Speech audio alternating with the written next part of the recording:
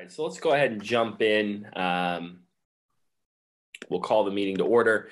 I'm Jesse Letterman, Chairman of the Maintenance and Development Committee meeting. This is a meeting being held March 31st at 1:00 p.m. We are virtual today, and recording the meeting will be posted to our Focus Springfield Municipal Meetings Facebook page to comply with open meeting law. We're joined on the call by the members of the committee, Councilor Perez and Councilor Curran. We're also joined by our guest today, Mr. Andy Doty, who is the CIO for the city of Springfield, also by Mr. Holdson, and I see we have Mr. Tuthill here as well. I called this meeting just to get an update on the status and plan going forward for the study that is to be performed, the feasibility study relative to the possible construction of a municipal fiber internet option for residents and businesses in the city of Springfield. This is an issue that a few of us have been working on for the last year relative to gathering information and talking with residents and businesses about their challenges relative to internet access, the cost and speed of internet, and also the need really to prepare for the future in terms of having a fiber optic option to meet the needs that we know are going to continue to grow relative to advances and advancements in technology. And so Mr. Doty is overseeing that study. I've invited him here today to share with us a little bit about the status of procurement for the study, as well as what the study will be covering when it does commence and how long we can expect it to take before we get some results back. And so, Mr. Doty, at this time, I turn it over to you just to share a little bit of your insight, and then we'll see if there are any questions from councilors. Well, thank you, Councilor. So we, as you know, had basically are entertaining the option of fiber to the home as an option for our constituency to have broadband or high-speed internet directly to their home. As a consequence of this, the first approach is always to do a study relative to the demographics. The city is pretty large at 44,000 parcels. There's a lot of factors involved here. So we reached out to a organization via state contract that actually does this type of analysis. There's a lot of variables involved, and I think, as companies, cable companies and telecommunications companies in the area have spent 20, 30, 40 years, deploying their infrastructure. And, we're going to try to do it in 1/10 that time, or less. So, to try to deploy a network like this in 2 to 3 years or 4 years tops is a monumental undertaking. So the best start is to get somebody in that really knows how to analyze it, how to look at what our return on investment is going to be, to look at the demographics, to look at the designs, do a preliminary design for the network itself, look at what's available in the area for providers and so on. So we've actually reached out to somebody. They have sent us a statement of work. We are in the process of reviewing that statement of work now. It's quite lengthy. If we do our due diligence now, the hopes are that we, will be far more successful by engaging a company like this that knows how to do it. But it is about a 30-page statement of work right now. So I'm in the process of reading it as we speak. I'm going to get back to the company probably within a week or two to say, listen, add this, remove this, and then we'll go to finance and the mayor and say, this is what it costs, and begin the actual analysis. They will be traveling out here, analyzing, the streets and the poles and the roads and the various different neighborhoods and so on and so forth as part of their analysis. So there is some travel time involved. That study will probably take anywhere between 2 to 3 months on the high end, and then they'll get us back a full report, which they will submit with their findings and what they feel we should expect should we engage into engage this type of activity. That's excellent, Andy. Can you go into a little bit of detail as well on, you mentioned the logistical pieces that the study will address in terms of the actual infrastructure. Can you talk a little bit about what the study might address relative to actual outreach to residents and how they'll understand what the take rate might be. So they'll certainly look at, they'll certainly take into consideration our demographic, our size, the number of multiple dwelling units, the number of homes, the number of two-story homes, the number, the locations, how to get there, and so on. And they'll compare it to other municipalities that are of equal size. And then they use that metric to calculate what they're going to estimate our take rate would be, along with kind of an estimated fee structure should be, or fee schedule for that implementation. So that would include installation, build out of the network, installation to your home, and then the subsequent charges per month for that service. That's excellent. When do we expect them to commence the study? Should be very, very shortly. Like I said, I'm going to review the 30-page statement of work, and we'll be going to finance within a week or two. Great. And will the study also, will it delve at all into possible funding sources, or do we kind of need to do that on our end more specifically? Well, I certainly think they'll volunteer some information relative to this, based upon their experience, which we're going to, certainly welcome. But the city itself would probably be required to look at the various funding sources available to it at that time.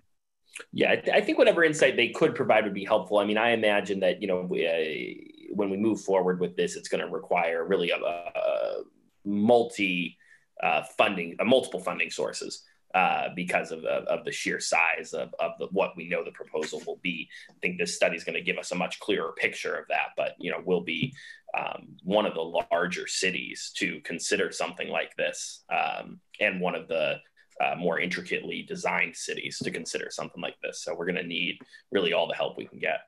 Yeah, like I said, the providers thus far have spent many, many, many, many years building out their network and the trials and tribulations of doing so. So for us to engage in something of this size, we really want to, take the time to dot our I's, cross our T's, do our analysis, and just do it right from the ground up. That's excellent.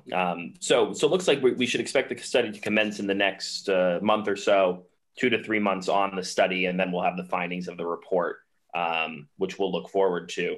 Are there any questions for Mr. Doty from Councilor Kern or Councilor Perez? Hi, good afternoon. I apologize, Councilor Perez. Go right ahead. Councilor Perez, go ahead. Yes, I just wanted to say I'm going to wait until the study is done, and probably that would answer some of the questions that I have. That's great. Okay. Councilor Kern? I was just curious, Councilor Lederman or Andy, what is the largest city that has something like this, a municipal fiber here in the Commonwealth? Yeah, I don't know. Yeah, Quincy maybe? Say again, Andy? Quincy maybe? Does Quincy have it? I only know more about Western Mass who has it, and I'd say the largest in Western Mass that is implementing it would be the city of Chicopee, and they've been slowly implementing it over the last several years. But as far as municipal piece goes, most of the cities in Western Mass that have had it have been smaller ones. Westfield was an early adopter. Now you're seeing Agawam, you're seeing West Springfield beginning to build out. So it's been historically smaller communities. That would be a good question, though, Andy, to include, have them take a look at perhaps through the study. Certainly looking at other similarly designed cities as close as we possibly can, at least, would allow for some comparison, don't you think? Yeah, I'll add that to the statement of work. That's excellent. Councilor Curran, go ahead. No, I mean, that was just out at the top of my mind there. What would be the largest city?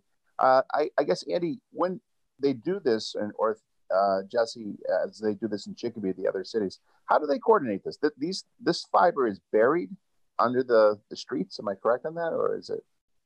There's a few different there's a few different ways that they do it. There's a shallow bury technique, which is where they basically build it out, 2 feet below, usually where over the sidewalks, That's a Shallowberry technique. There's also, based upon the number of poles or rental of conduits. So, I think as part of this, they will take into consideration, as part of the study, they'll take into consideration what the plant demographics are. So how many poles, how much of the city is pole based, how much of the city is conduit based, how much of the city is underserved and therefore might require digging up the streets or the sidewalks.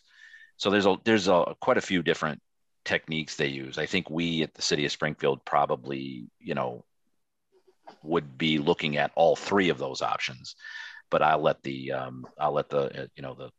consultant, when they come back with their report, elaborate on that. Just one more question. I understand the benefit for the consumer. Is there a benefit for the city? I mean, is it possible that we would actually make revenue out of such possibly? Maybe that's a question that might be asked in the study as well. Yeah, I think the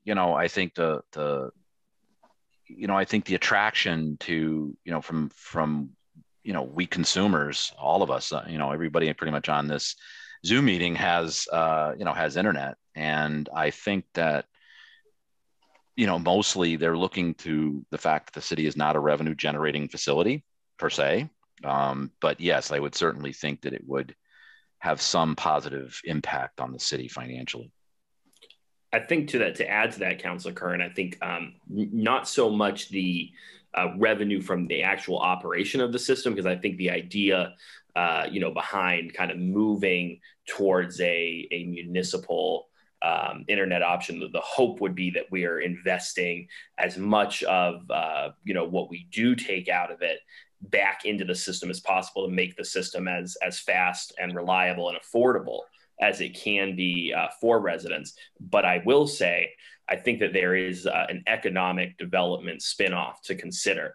And that's one of my concerns why I was so enthused about pushing forward, is because when you see all of the surrounding communities that are beginning to do this, you don't want Springfield residents and businesses to be at a disadvantage. And as a matter of fact, you want us to be able to leverage the benefits that we already bring as a sizable city, our location, the reasons why we know people do stay here and come here. We want to be able to use this as another one. I would say one of the other larger facilities to look at, one of the places I did speak with actually last year, reach out to and study a little bit, was Chattanooga, Tennessee.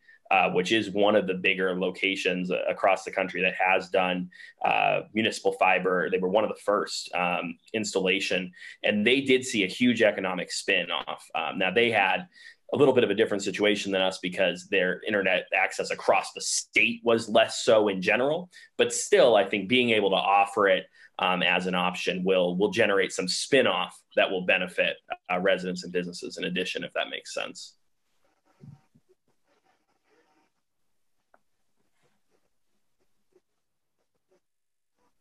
Councilor Kern, did you have any further questions or statements? No, thank you. Thank you very much. Thank you, Councilor Kern. We're also joined by our colleague, Councilor Hurst. Councilor Hurst, welcome. If you have any questions, please feel free to jump in. Andy, one question I had relative to the study, and I think we had spoken briefly about this, one of the other pieces I'm hopeful that we can address as we start thinking about how to lay this out over the next several years is the digital divide and really equitable access to high-speed internet. Within that breakdown and that demographic consideration that this group will provide us with, will we also be able to get an understanding of various rates we might be able to apply in terms of trying to make sure that everybody can, have affordable access? Yeah, I think they're going to, from my discussions with the consultant, they have done that particular thing. I think usually what they do is they consider it from at least the first approach. It's kind of okay, citywide, this is what you should charge, and this is what you can expect based upon your demographic, what the take rate would wind up being. So, I think, we'd probably want to re-engage them afterwards, maybe to help us further plan this out, which I think is their hope, is that, okay, listen, we're going to lay all this out for you. We're going to do all this legwork for you. We're going to kind of give you a blueprint. And then the second phase after that would be, now you have to look at building the infrastructure. What is that going to wind up costing? So that will also have some impact on what the charges will be. So the charges they're going to come up with are, basically, okay, this is what we anticipate your ROI will be. This is what we anticipate your ROI will be, and take rate will be based upon your demographic. And then, we certainly can engage them afterwards to drill down even further. But I think first things first is, let's see what we can expect out of this. And maybe we'll be pleasantly surprised and we'll get a very, very high take rate. But I think certainly, at that time, depending on what the next steps are, we'll have to engage, build an MLP and then engage somebody to run that. And then at that point in time, we would establish fees and schedules. Yeah, and I'll be very interested to see, what the take rate that they come up with is. I mean, I can tell you, and I think some of my colleagues would agree, when our current ISP had gone out with the data cap last year, and we had done some work around that, we heard from so many residents across the city about their concerns relative to internet access. I think that the pandemic really, helped make clear how essential the internet has become for folks in their daily lives, whether it's education, running their business, at this point, healthcare, participation in local government.